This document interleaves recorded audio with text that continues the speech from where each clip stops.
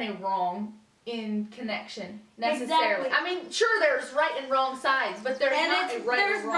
right and wrong things in relationships, but there's not a right or wrong way to connect. Yes. I think way too often we put an expectation on the other person. Okay. And we expect them to, like, say, we expect them to be able to handle this deep stuff right off the bat. Or we expect them to not handle it, or we expect something from them. There's a lot of times expectations, but that, it comes from... Expectation is fine, but if you are offended that they didn't meet up to that, that's where the problem comes in. And you can also, like, if you've had, especially for me, with having connections that ended up being hurtful or ended up being broken, you can also have an expectation that this is going to end bad. And expectations like that are not always, not helpful, not conducive to the relationship. No, they're not. And I that's one of the things that I think happened when I started, like, thinking about connection and started studying it a little bit, watching people and watching myself to see how I connect. Watching yourself is one of the most informative and learning experiences you can ever have. As long as you can stay humble and embrace when the watching becomes difficult, or when, when giving yourself grace. Yes, exactly. Which is something I'm still learning. We'll get there. Yes. We will all get there, hopefully. Oh my. But back to the thing that you were saying about building walls. Did we discuss that? I think we went on a big bunny trail. The whole thing with building walls because of past experiences and how where vulnerability comes in that. I think, like, for you, because of the friends, you're having a hard time connecting and making friends because you're afraid that will happen again. I 100% agree with that. Well, how are your relationships with the people back in Texas?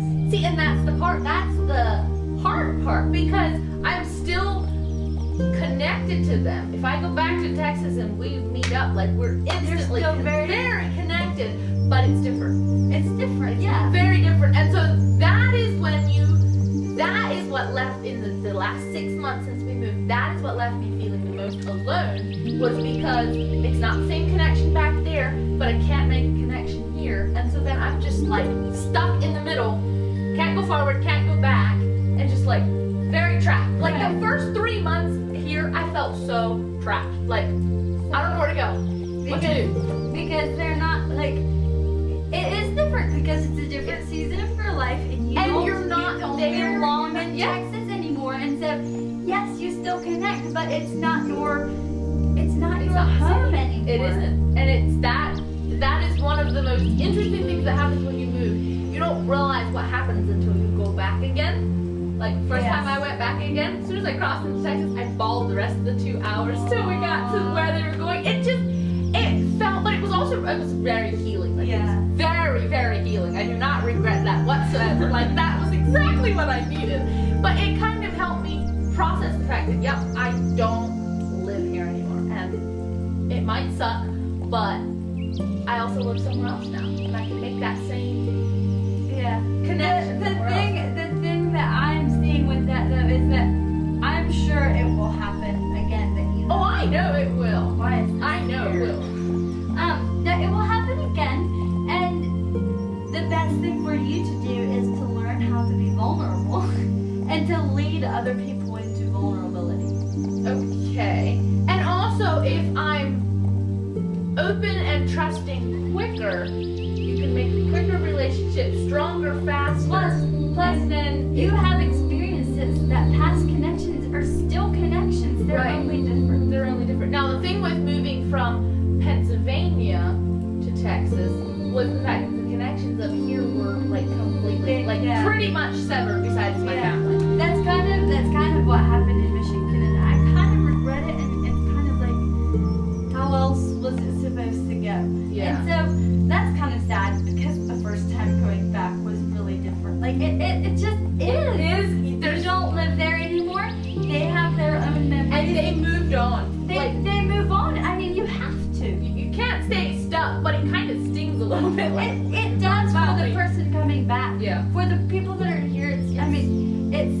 that we have to move on, but it's a part of life. We can't Just stop our lives lives. because Yes. somebody else. We need to bless them and then invite them back into the circle when they come back. Which, if you're connected, it will happen. See, and that's the thing that I think that's the reason, like, this move was once, like, reprocessing the whole Pennsylvania to Texas move, because all the relationships got severed, so I was expecting that You were same expecting thing. I was that to completely happen. expecting that to happen, and it just, yeah.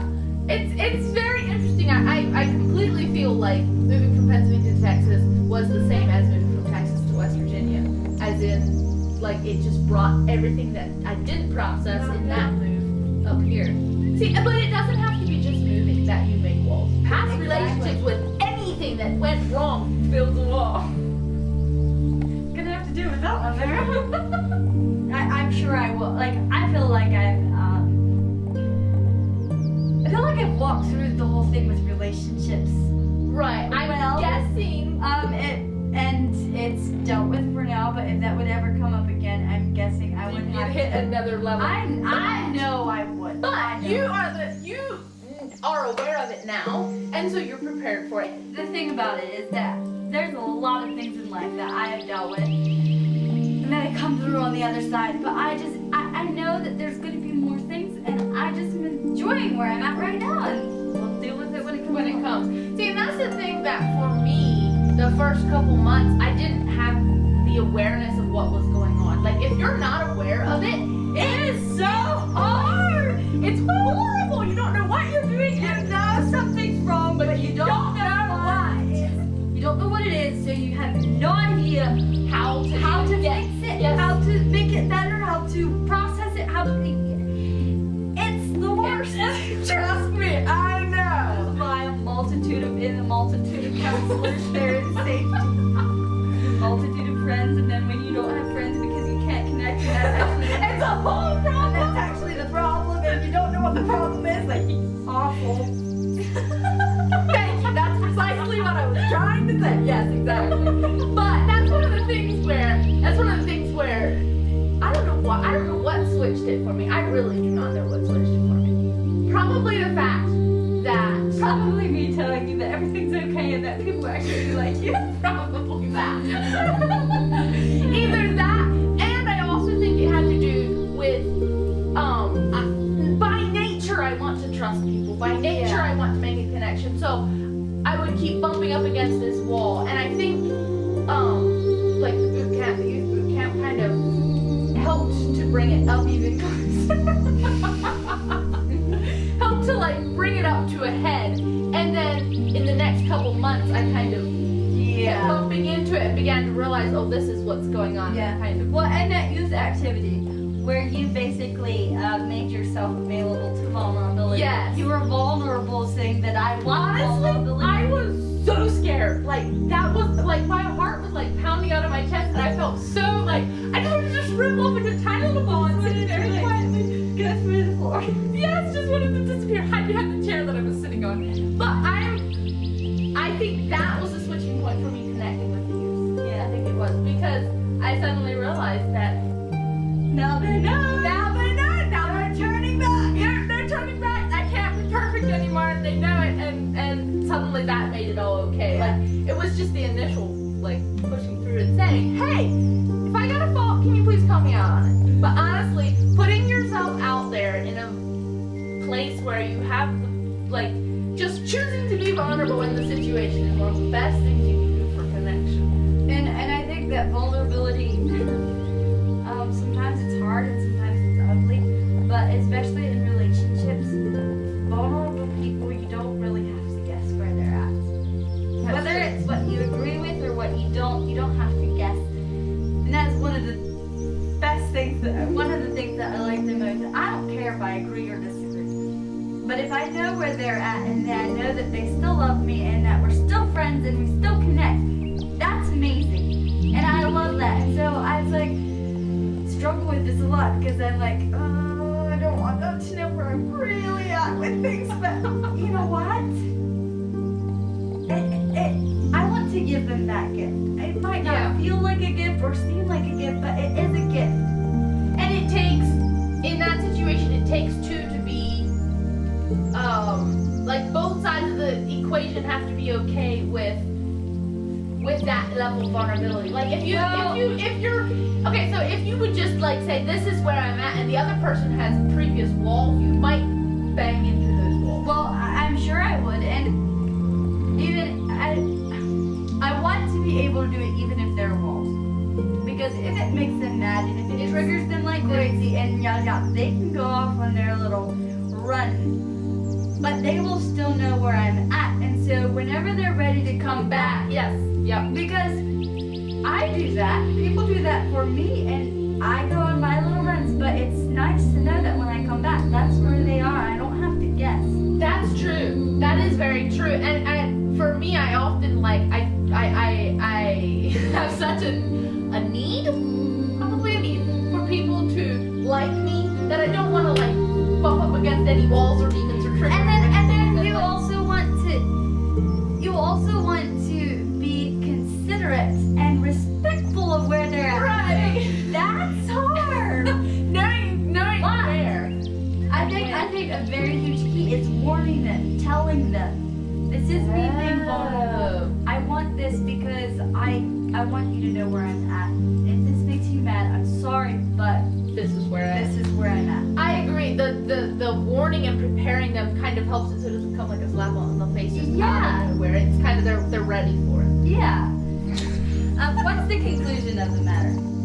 The conclusion of the matter Is that we ran out of space on our car and Yeah. the battery died. So that's quite the long conversation. I hope it's short enough that you actually like it.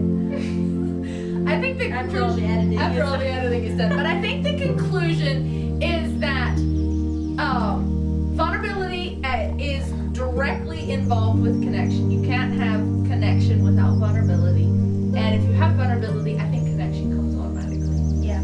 And so maybe you have some incorrect mindsets or beliefs about vulnerability, like I did. I'm learning as much as I'm talking, so. Yep. Both of us are. I feel like a lot of this stuff is in my heart and probably in yours too, but it helps me to talk about it to actually be able to word it correctly. So. And when you talk about it, and then when I talk about it, stuff comes out that you didn't know was in there. That happens to me a lot. I talk about it, I'm like, I didn't realize I thought that way or felt that way. So, welcome to our conversation, okay? I don't want this to be, I mean, it might be a YouTube channel and that might be the, I can't talk. This is more than just a YouTube channel. It's conversation, it's girl conversation, it's girl talk, it's a lot of things like that. And, this is Gabriel, and he just likes to sit here. Also, he checks the camera for us so that we don't have to get out of bed. We're not in bed right now, but we were. Do you want to say hi? Hi. I'm pretty sure we will do this again. Pretty sure. So Maybe if you have a topic you want us to talk about, Yes. let us know. Yes. Because I bet you we would have some fun with that. we would have fun. I'm not guaranteeing answers or profound theology or anything like that, but I can pretty much guarantee a conversation. So please drop comments. If you want to see more of this, subscribe. I guess this is where you say that. Subscribe. Yep, subscribe and like and drop a comment. Somewhere. all I'm the not things. sure where. You do all the things that you do on a YouTube channel. Oh, turn off the bell for notifications. Oh, yes. So yeah. Let us know if you want to hear more of this. If you want to, I'm pretty sure we would be delighted. Oh yes. Oh yes. We just don't want to put ourselves on somebody or make content that nobody wants to hear or see. So yeah. But honestly, this has been the best hour of conversation I think we two have had, just because. Well, it's a little weird. It's a little different being in front of camera. It is. And it's a little different not laying in bed talking. I agree. Like this is an intentional thing, and so it's a little different twist, but it's very really similar. fun. It's a fun twist to work with, though. Yeah, and it's very similar to the normal. Yeah, very similar to the normal conversations. But anyway. All right. Bye. Bye. Bye.